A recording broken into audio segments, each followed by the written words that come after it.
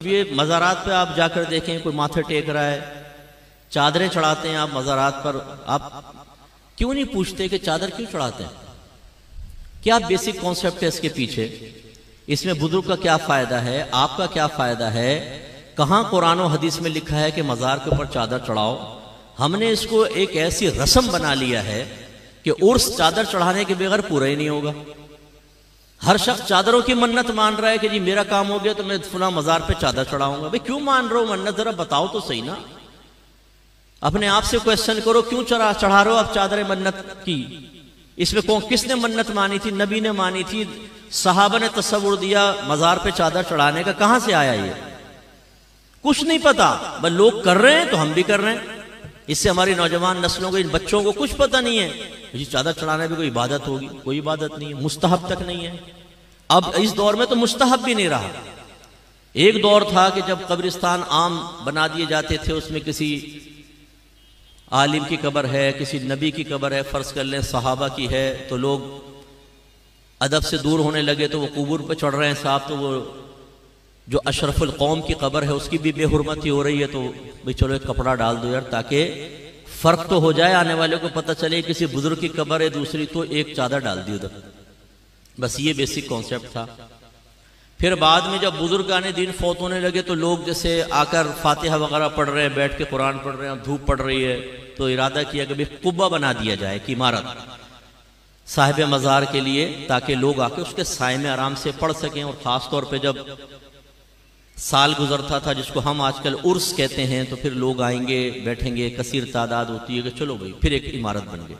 جب عمارت بن گئی تو جو عام قبور سے امتیاز قائم کرنا تھا وہ عمارت کے ذریعے حاصل ہو گیا، اب چادر کی تو ضرورت ہی ختم ہو گئی۔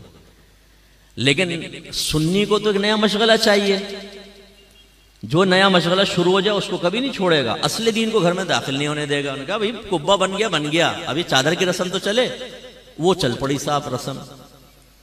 اچھا پہلے چادریں ڈالتے تھے موٹی، کیونکہ یہ ریشمی اور باریک کپڑے تو ایجاد نہیں ہوئے تھے، وہ ہاتھوں سے بنے ہوئے کپڑے، اس میں یہ ہوتا تھا کہ کسی نے 2 چادریں ڈال دی تو ایک صاحب مزار کی طرف سے صدقہ کر دی، ایک پڑی ہوئی ماں بہن امتیاز کے لیے، فرق کرنے کے لیے، باقی ایک نہیں تھی رسمیں پہلے۔ اب صورتحال یہ جو مزار پہ چادر ڈلتی ہے ذرا دیکھ لیں آپ، ایک تو پہلے اس میں پورا لکھا ہوتا ہے کلمہ پاک یا آیت الکرسی کہ آپ اسے کسی اور کام میں استعمال ہی نہیں کر سکتے، اور یا پھر اتنی باریک ریشم کی چادر ہوتی ہے، جیسے داتا صاحب کے مزار پہ اکثر آپ دیکھیں گے کہ اس کو وہ کسی کام نہیں آ سکتی، وہ لباس بھی نہیں بن سکتا، اس کو یوں دیکھیں گے نا اس میں نظر آئے گا آر پار، اتنی وہ باریک سی ہوتی ہے، اور اس پہ آیت الکرسی چمکی سے لکھی ہوئی ہے نا، پہلے لکھ کر اس پہ چمکی ڈال دیتے ہیں، اب جو پکڑے وہ ہاتھ پہ چمکی، منہ پہ چمکیاں، جس سے وضو ہی خطرے میں پڑ جائے۔ اب وضو کریں گے تو یہ چمکیاں لگی ہوئی ہیں، کہاں سے وضو ہوگا؟ اور پھر آپ کبھی دیکھیں اس کٹہرے کے اندر جو آدمی کھڑا ہوا ہے، یہ جب آپ ریشمی چادر ڈالتے ہیں وہ ایک دوسرے پہ پھسلتی ہے گر کے نا، ٹک تو سکتی نہیں ہے، وہ اس کے پیروں میں وہ آیت الکرسی کے اوپر چڑھ رہا ہوتا ہے، قرآن کے اوپر چڑھ رہا ہوتا ہے، میں نے اپنی آنکھوں سے دیکھا یہ منظر۔ اور پھر کیا ہوتا ہے کہ آپ نے وہ ڈالی، وہ جمع کرتے جاتے پھر وہ یوں دکان پہ پہنچتی ہے نا، کم قیمت پہ دکان والا دوبارہ خریدتا ہے، استری شستری مارتا ہے، پھر دوبارہ ماشاءاللہ ہے نا، ہم لوگ آپ کا کاروبار چلانے کے لیے چادروں کی منت مان رہے ہیں کہ جی میرا کام ہو گیا میں چادر چڑھاؤں گا۔ بھائی منت کسے کہتے ہیں؟ سب سے پہلے یہ سوچو، مجھے یقین ہے آپ میں بہت کم لوگ جانتے ہوں گے کہ منت کیا ہے، کسے کہتے ہیں منت، اس کا کیا شرعی تصور ہے، بہت کم لوگ جانتے ہوں گے، کیونکہ میرا 30 سالہ تجربہ ہے، مجھے معلوم ہے کہ ہم کتنی معرفت رکھتے ہیں۔ دوسری بات یہ چادر کی منت کہاں سے ایجاد ہوئی؟ اب ہم کہیں گے ہمیں نا مفتی صاحب ہم نے ایجاد کی ہے۔ اب یہ جب باتیں ہم کرتے ہیں یہ ہے اصلی دین جو میں آپ کو سمجھا رہا ہوں۔ ہمارے وہ لوگ جنہوں نے ان چیزوں کو پروموٹ کیا ہے، ہمارے اہل سنت میں ان کو ڈال کر ہمیں بدعتی کہلوایا، ہمیں قبر پرست کہلوایا، ان کے مقاصد کو پہنچتی ہے ٹھیس۔ وہ پیر کی شکل میں بھی آپ کو نظر آئے گا، وہ مقرر کی شکل میں بھی نظر آئے گا، وہ مصلح کی، وہ مبلغ کی شکل میں بھی نظر آئے گا، ان کی ناکوں میں لگے ہوئے سینسر۔ یہ مفتی صاحب پتہ نہیں کیسی باتیں کرتے ہیں، شاید پٹڑی سے اتر گئے۔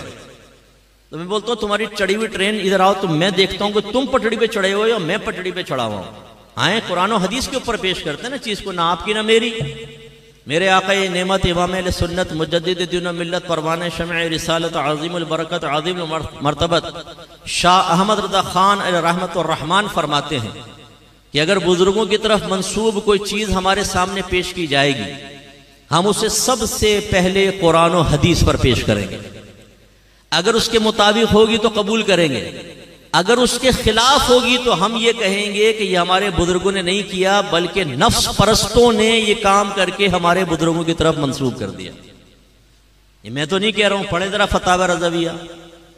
اچھا یہ بھی ایک میرا درد ہے بہت بڑا جی. کنز الایمان پڑھیں، بہترین ترجمہ قرآن ہے، بہترین ترجمہ قرآن. اس سے کان میں پوچھو تو نے پڑھا کبھی کنز الایمان پورا؟ نہیں، آج تک نہیں پڑھا ہوگا، آج تک نہیں پڑھا ہوگا. خود کنز الایمان پڑھا نہیں ہے جی، پڑھے بہترین ترجمہ قرآن. واقعی وہ بہترین ہے، لیکن پڑھو تو صحیح بھائی. اعلی حضرت قاطع بدعت تھے، بدعت کا قلع کما کر دیا. کہاں کیا ہے؟ آپ کو کیسے پتا چلا؟ آپ کہیں گے جی فتاوی رضویہ پڑھیں. اچھا تم نے پڑھا ہے؟ آپ میں سے بہت سے ایسے ہوں گے جنہوں نے آج تک فتاوی رضویہ کو ہاتھ میں لے کر نہیں دیکھا ہوگا، شکل ہی نہیں دیکھی ہوگی فتاوی رضویہ کی کہ کچھ ہے یہ بھی. یعنی ہم لوگ بالکل بس وہ رسم کے پیچھے لگے ہوئے ہیں. ہمارے اکابرین نے جو باتیں بیان کی اس کو فراموش کر چکے ہیں.